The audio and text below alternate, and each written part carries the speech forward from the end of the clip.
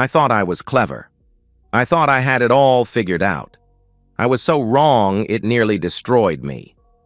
Looking back now, sitting alone in this empty house that feels more like a tomb than a home, I can trace exactly where my life went from predictable to ruined. It started with boredom, that slow, suffocating kind that seeps into a marriage so gradually you don't notice until you're drowning in it. Mark was everything a woman was supposed to want. After 11 years of marriage, I could predict his every move. Home by 6:15, shoes off at the door, kiss on my cheek that had long ago lost any real feeling. "How was your day, honey?" he'd ask. The same question, the same tone, the same expectation of the same answer. We'd eat dinner, something sensible he'd compliment regardless of taste. Then he'd retreat to his home office to review spreadsheets while I cleaned up and wondered if this was all there was. He was an accountant, and God did it show in everything. He did. Our bills were paid 2 weeks early. Our retirement was mapped out to the penny. We had sex every Saturday night at 10:30, after the news but before we got too tired. Even our arguments followed a predictable pattern. Mild disagreement, rational discussion, compromise. Never raised voices, never passion, never anything that made me feel alive. I'd stare at him sometimes across the dinner table, this man who'd never hurt me, never cheated, never even looked at another woman as far as I knew. He was steady, reliable, safe, and I was dying inside from the tedium of it all. The worst part? I couldn't even properly hate him for it. How do you hate someone for being exactly what they promised to be? Mark never pretended to be exciting. From our first date at that sensible Italian restaurant with the reasonable prices, he'd been exactly this: careful, measured, predictable. I was the one who'd changed, or maybe I'd just finally admitted what I'd always known. Safety wasn't enough. Ryan walked into my life like gasoline meeting a match. He owned the marketing firm where I worked, though worked had become a loose term by the time things really started between us. Ryan Collins was everything Mark wasn't. 6'2" with shoulders that filled out his custom suits, salt and pepper hair that he wore slightly too long, and a smile that could make you forget your own name. When he laughed, people turned to look. When he walked into a room, the energy shifted. It started with lingering looks during meetings. Then coffee to discuss the Gloria account, he'd suggest. Then drinks after work, to celebrate landing the Morrison contract, he'd say. Each step felt natural, inevitable, like gravity pulling me towards something I couldn't resist. The first time he kissed me was in his office, door locked, city lights glittering through floor-to-ceiling windows. My wedding ring caught the light as I reached for him, and for a moment I hesitated. Then his mouth was on mine, and I couldn't remember why I'd ever cared about being careful. "You deserve more than safe," he whispered against my neck that first. Time and God help me, I believed him. The affair became my secret addiction. Hotel rooms with Egyptian cotton sheets. Champagne at restaurants Mark would consider overpriced. Weekend conferences that were really trips to his beach house where we'd spend entire days in bed, ordering room service, pretending the rest of the world didn't exist. I became an expert at deception. Slipping off my wedding ring became as natural as breathing. Into my purse at hotel room doors, into my pocket before entering Ryan's car. I crafted elaborate lies with the skill of a novelist. Late meetings with clients who didn't exist. Traffic jams I'd never encountered. Shopping trips that produced no bags. Mark never questioned any of it. He'd look up from his laptop when I came home hours later than promised. Hair carefully restyled, perfume reapplied to mask Ryan's cologne. "Work run late again?" he'd ask, already turning back to his screen before I answered. "You know how it is," I'd reply, hanging up my coat, the lie sliding off my tongue like silk. "The Morrison people are demanding." "You work too hard," he'd respond, the same concern in his voice he'd had for 11 years. "Don't let them take advantage of you." The irony of that statement should have choked me. Instead, it made me bolder. I started taking bigger risks, longer, lunches that stretched into afternoons, leaving my phone on silent when Mark called. Once I came home with my dress on backward, I'd redressed hastily in Ryan's office bathroom, and Mark didn't even notice. Ryan fed my hunger for excitement, like a drug dealer who knew exactly what his client craved. "You're wasted on him," he'd tell me, tracing patterns on my bare shoulder in another anonymous hotel bed. "A woman like you needs passion, adventure, not some guy who thinks a wild night is trying a new brand of decaf." I'd laugh, feeling sophisticated and desired, like I was finally the heroine of my own story instead of a supporting character in Mark's carefully planned life. The thrill wasn't just Ryan anymore. It was the deception itself, the double life, the danger of it all. Some nights I'd lie next to Mark, listening to his predictable breathing, and feel almost drunk with power. This trusting, simple man had no idea who I really was. I was a stranger in his bed, a ghost in his life, and he was too blind to see it. I felt clever, untouchable. Like I'd discovered a secret passage to a more exciting existence while keeping the safety net of my marriage intact. I told myself I wasn't really hurting anyone. Mark was content in his oblivious bubble. Ryan understood. This was just fun, nothing serious, and I was finally alive. I deserved both worlds, Mark's stability paying the bills, keeping life running smoothly, and Ryan's passion making me feel like a woman worth wanting. The justifications came so easily. Mark was boring. That wasn't my fault. Our marriage had become a business arrangement that happened to lots of couples. I was still young enough to want excitement. Why should I sacrifice that? The affair gave our marriage balance. I was actually happier at home when I had Ryan to look forward to. I deserved this. I deserved it all. Tonight, driving home from Ryan's apartment, I was thinking about the promises he'd whispered in my ear an hour ago. Something about a weekend in Vegas, just the two of us, consequences be damned. My wedding ring was still in my purse.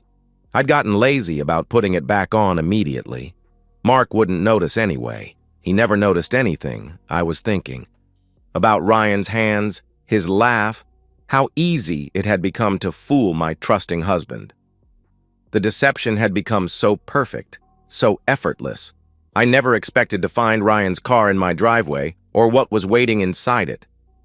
The silver BMW caught my headlights like a mirror, and my foot slammed the brake so hard my tires screamed against the pavement. Ryan's car, in my driveway, at my house where he knew, God, he knew, never to come. My hands shook as I shifted, into park, leaving my engine running, headlights still illuminating that familiar car like a spotlight on my worst nightmare. This wasn't part of our arrangement. Ryan understood the rules.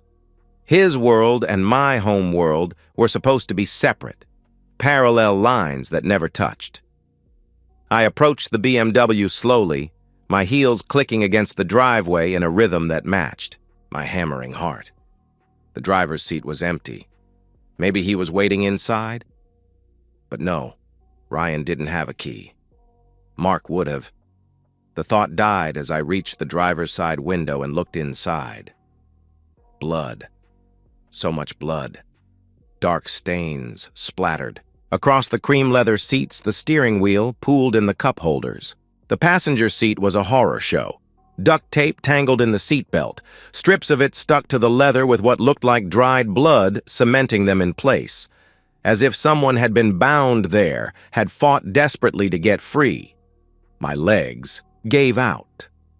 I grabbed the car door handle to keep from collapsing completely, my breath coming in short, panicked gasps that fogged the window. This couldn't be real. This was some nightmare, some hallucination brought on by guilt and too much wine at Ryan's place.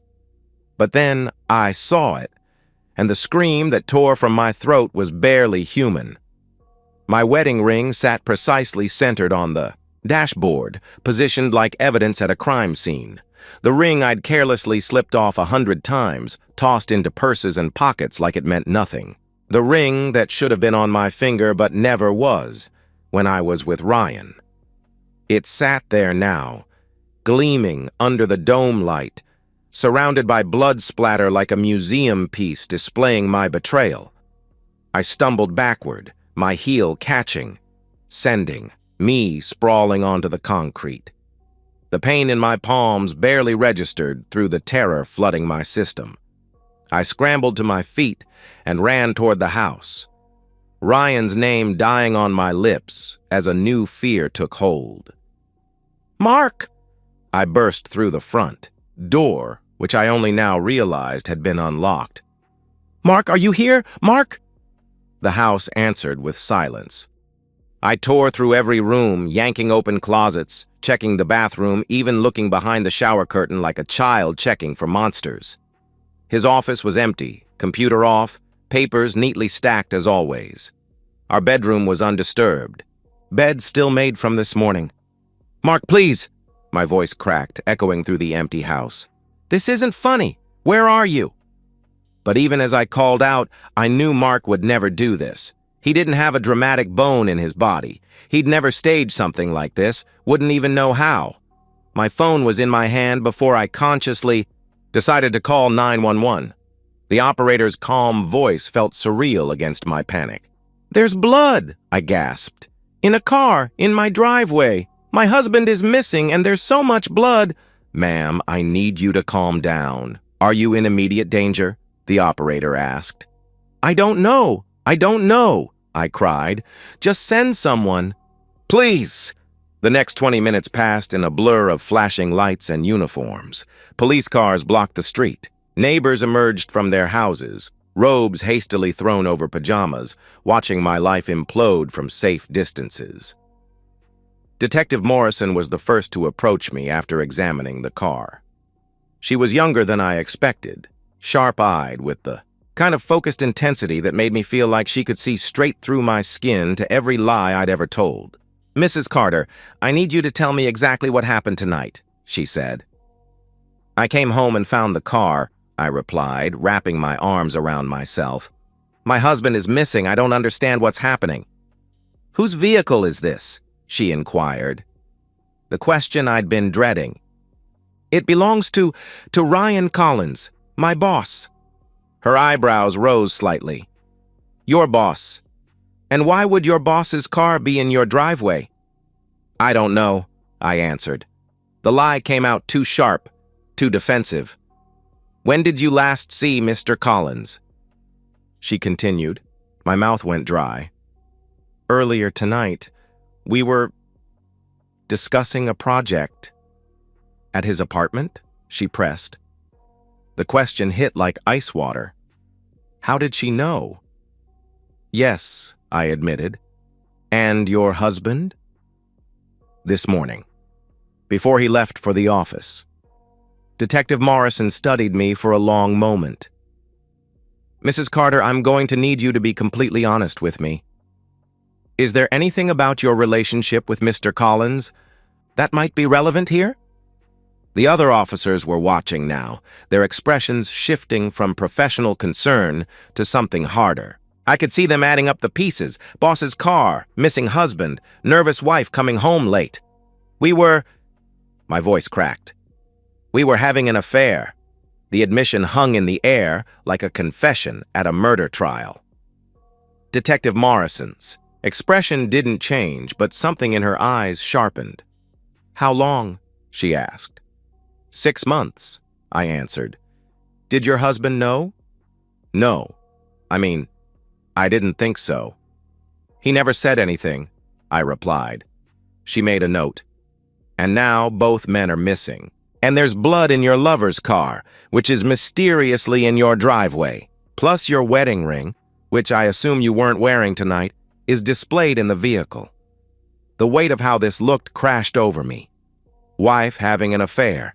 Husband disappears, lover disappears, blood everywhere, wedding ring placed, like a calling card.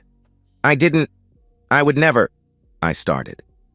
"We'll need you to come to the station for a formal statement," Detective Morrison interrupted, her tone making it clear this wasn't a request.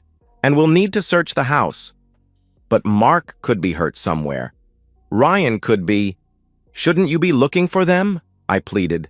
"We are, Mrs. Carter, but right now, you're the only person who was connected to both missing men. You were having an affair with one while married to the other. And now they're both gone and there's blood evidence in your driveway," she explained. She didn't say the words, but I heard them anyway. "You're our prime suspect. The police worked through the night, photographing everything, bagging evidence, treating my home like a crime scene. They found no signs of struggle in the house, no blood besides what was in the car. Mark's wallet and keys were gone, suggesting he'd left of his own accord. But his car was still in his office parking garage. According to the officer who'd been sent to check, Ryan's phone went straight to voicemail. His apartment showed signs of hasty departure, drawers pulled out, closet half empty, his laptop gone. By dawn, the BMW had been towed away for processing, but I could still see it every time I closed my eyes. That blood-stained interior, my wedding ring displayed like an accusation, a judgment, a threat. The detective kept asking questions I couldn't answer. Why was the car here? Where were the men? Why was my ring, the ring I'd admitted to regularly removing, placed so deliberately in what appeared to be a crime scene? I had no answers, but someone did. Someone who wanted me to look guilty of something terrible. The week following the discovery felt like drowning in slow motion. Each day brought new horrors, each revelation worse than the last, until I understood that someone hadn't just destroyed my life. They'd orchestrated its complete annihilation, like a maestro conducting a symphony of revenge. Mark never came home. Ryan never answered his phone. The police investigation stalled like a car with no engine. Plenty of blood evidence, but no bodies, no witnesses, no clear crime beyond two. Men who'd seemingly vanished into thin air. But their suspicion of me only grew with each passing hour, fed by the facts that I couldn't dispute. I was the cheating wife, the common denominator, the one with the most to gain if both men disappeared. The first demolition charge detonated 3 days after the discovery when I tried to buy groceries. "I'm sorry, ma'am, but your card's been declined," the cashier said, not meeting my eyes. Behind me, I could feel the weight of stares from neighbors who'd already heard the gossip. Emily Carter, the woman whose husband and lover both disappeared on the same night. "That's impossible." "Try it again," I insisted. She did. Same result. I fumbled for another card, then another. All declined. The growing line behind me shifted restlessly as my face burned with humiliation. I'll have to come back," I mumbled, abandoning my cart and fleeing to my car where I called the bank with shaking fingers. "I'm showing a zero balance on all accounts, Mrs. Carter," the representative said after an eternity on hold. "That's impossible. We had over 40,000 in savings, 15 in checking." I protested. "The accounts were closed 3 days ago by Mr. Mark Carter. He withdrew all funds and closed the accounts," they explained. The phone slipped from my numb fingers. Mark had drained everything, not just the checking, not just the savings, but everything. The investment accounts I discovered later that day, gone. The emergency fund we'd hidden in an online bank, emptied. Even the small inheritance from my mother that I'd kept separate, somehow, impossibly, drained. I was penniless, completely, utterly penniless. The mortgage payment bounced the next day. The bank called within hours, their tone shifting from courtesy to cold professionalism when they realized I had no money to make it right. The credit cards I'd been using stopped working one by one. Maxed out on cash advances I hadn't made, payments bounced from accounts that no longer existed. I sat at my kitchen table, surrounded by paper statements I'd printed in desperation, trying to understand how 11 years of financial stability had evaporated in less than a week. Every trail led to the same conclusion. Mark had systematically destroyed our financial life. But from where? How? The police said his credit cards hadn't been used, his phone was off, his car abandoned. Detective Morrison stopped by on day 5, her presence filling my doorway like a threat. "Any word from your husband, Mrs. Carter?" she asked. "You know there hasn't been," I replied. I couldn't keep the exhaustion from my voice. "Have you found anything?" "The blood in the car matches Mr. Collins's type, but without a body, we can't confirm anything. No hospitals have admitted anyone matching either man's description. Mr. Collins's passport hasn't been used. Neither has your husband's," she reported. "So they just vanished?" I asked. Her smile was thin. "People don't just vanish. Mrs. Carter, someone knows where they are." The implication hung between us like a blade. After she left, I realized the house had become my prison. I couldn't leave without feeling eyes on me. Neighbors watching from behind curtains, whispering about the woman whose husband discovered her affair and disappeared. The local news had picked up the story. Love triangle mystery. 2 men missing, wife under suspicion. At night, the house transformed into something sinister. Every creak of settling wood sounded like footsteps.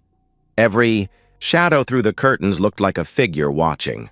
I'd started sleeping with a knife under my pillow, though I wasn't sure who I was more afraid of, an intruder or Mark himself, because I'd begun to believe Mark was alive. More than alive, he was orchestrating this. The belief started with small things. My laptop webcam light flickering on when I wasn't using it. The feeling of being watched that grew so intense I'd covered all the mirrors, unable to shake the sensation that someone was on the other side. Once, I could have sworn I saw Mark's sedan drive slowly past the house, but when I ran outside, the street was empty. My phone rang at odd hours, 2:47 a.m., 3:15 a.m., 4:44 a.m., always from blocked numbers, always dead air when I answered.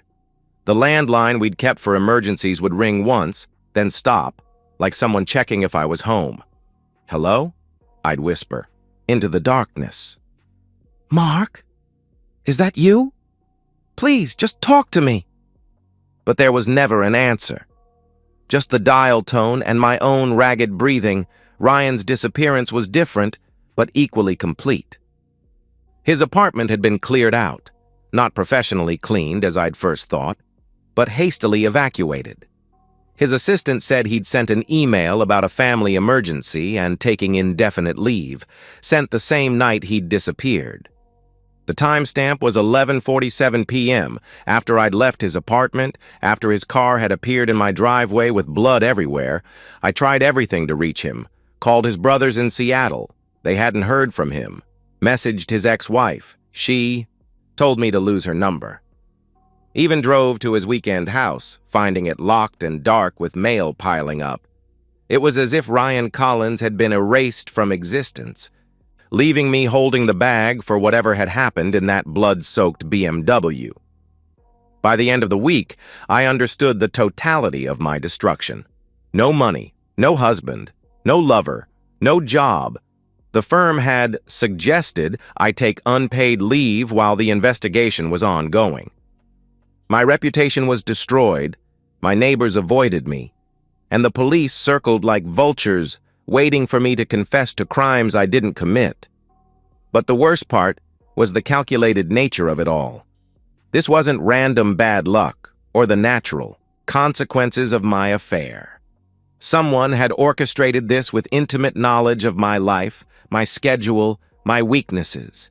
They'd known about Ryan, about the affair, about my patterns of deception. They'd planned every move, timed every revelation, designed every detail to destroy me while making me look guilty. The house had become a monument to my paranoia. I'd pushed furniture against the doors, installed new locks with the last of my credit, kept all the lights on at night, but it didn't help. The feeling of being watched only grew stronger. The certainty that Mark was out there, somewhere, watching me unravel, savoring every moment of my destruction. I'd done this to myself, I knew. Every lie I'd told, every betrayal I'd committed. had led to this moment. But understanding that didn't make the punishment feel any less cruel or the mystery any less maddening.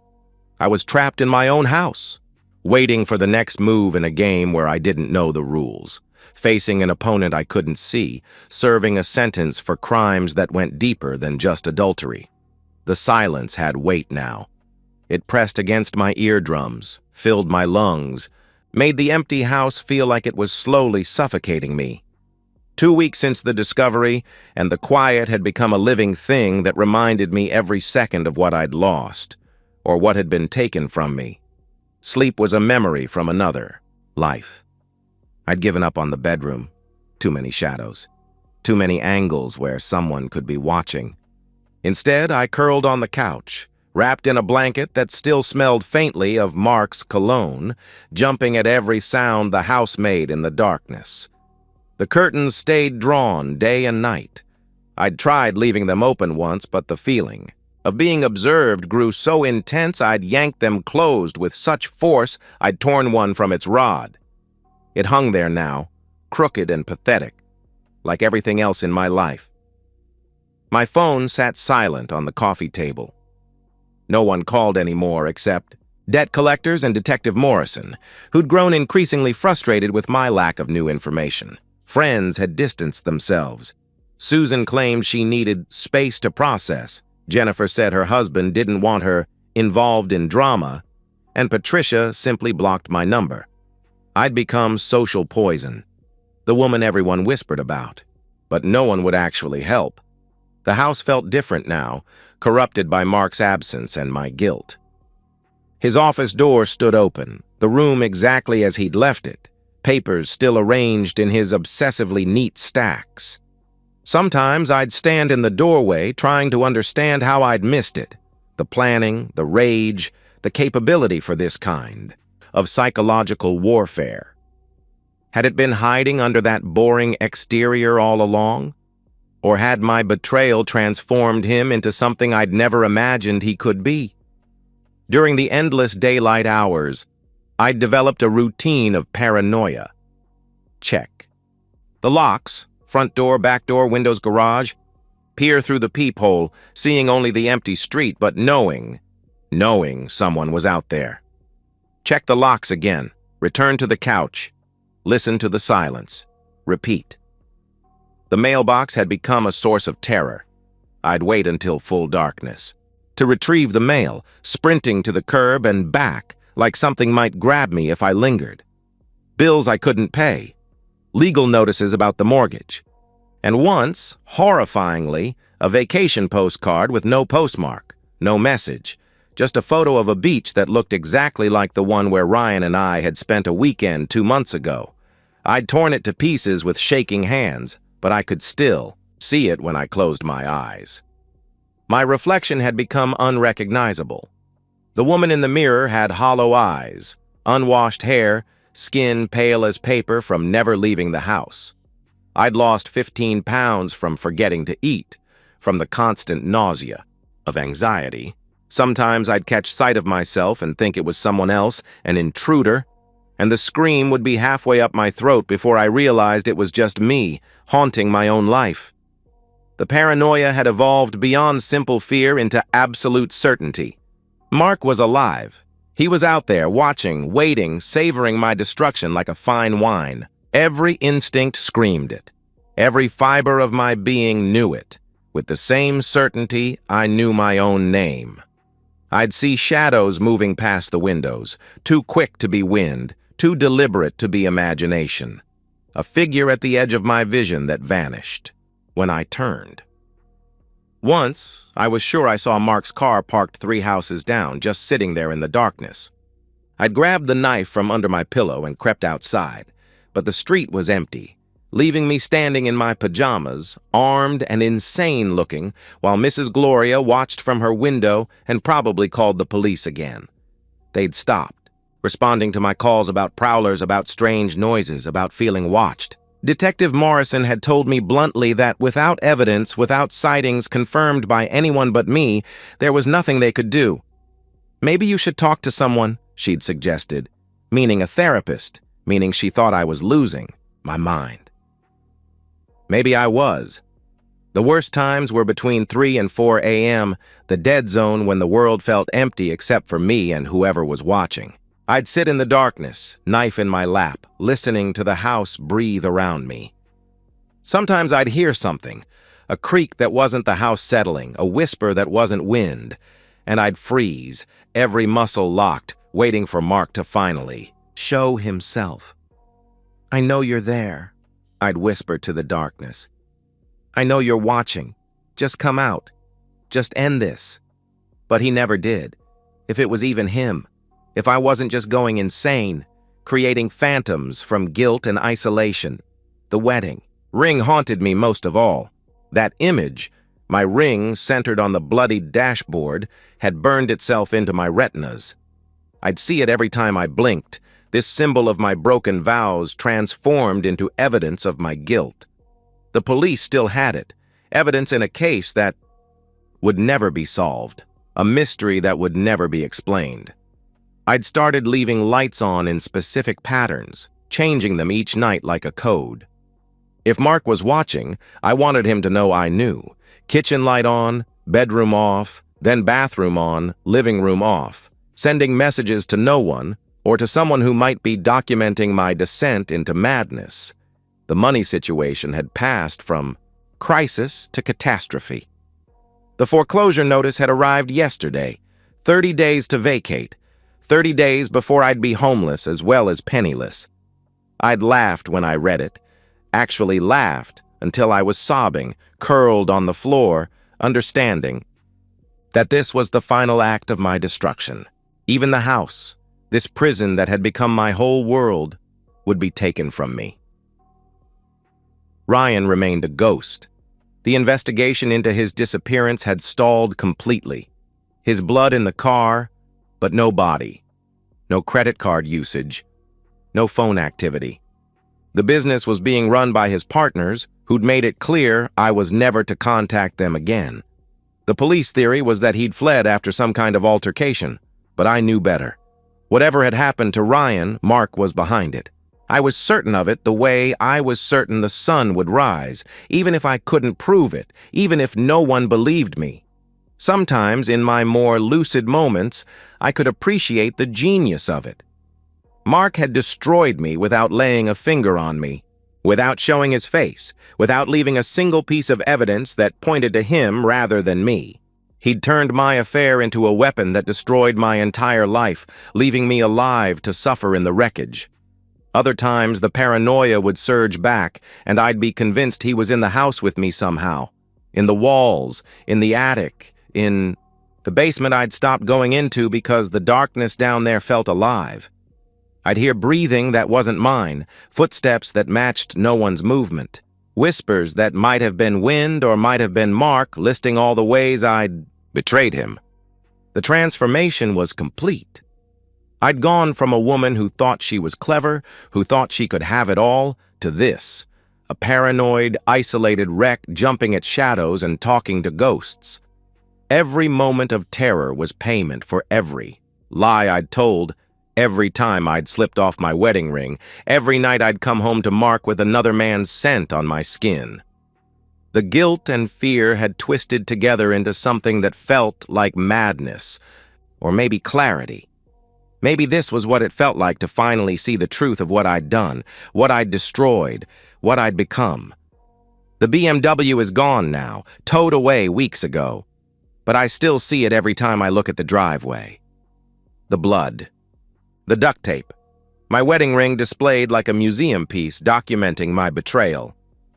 The police eventually gave up, the case cold without bodies, without evidence beyond blood and suspicion.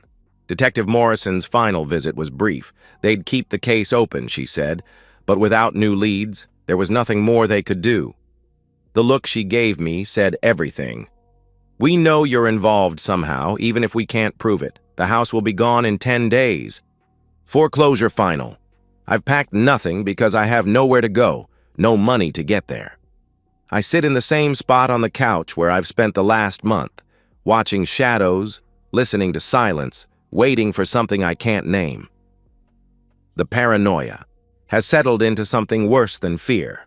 a constant grinding certainty that this isn't over. Mark is out there somewhere watching me live in the hell he created. Or maybe he's dead, and I'm being haunted by my own guilt. I'll never know. That's the genius of it, the perfect revenge, the not knowing. I don't eat unless my body forces me. Don't shower unless the smell becomes unbearable. Don't answer the door for anyone because everyone who matters has already abandoned me. I exist in this space between living and dying, between sanity and madness, between certainty and doubt. Sometimes I think I hear his car in the driveway. My heart stops, every muscle tensing, waiting for the door to open, for Mark to finally reveal himself. But it's always nothing.